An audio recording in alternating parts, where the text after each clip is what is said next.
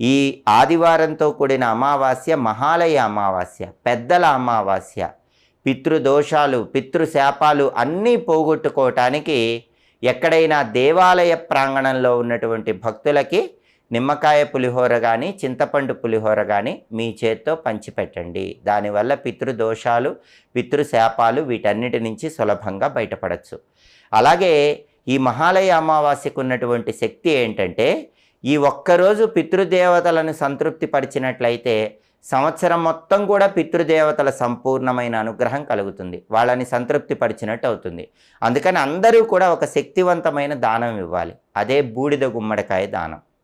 బూడిద గుమ్మడికాయ ఎక్కడైనా దేవాలయ ప్రాంగణంలో కానీ, మీ ఇంటికి దగ్గరలో రావి చెట్టు దగ్గర కానీ బ్రాహ్మణుడికి దానం ఇవ్వండి. సంపూర్ణంగా పితృదేవతలు అనుగ్రహిస్తారు. అయితే దానం ఇవ్వటం వీలు కాని వాళ్ళు ఏం చేయాలంటే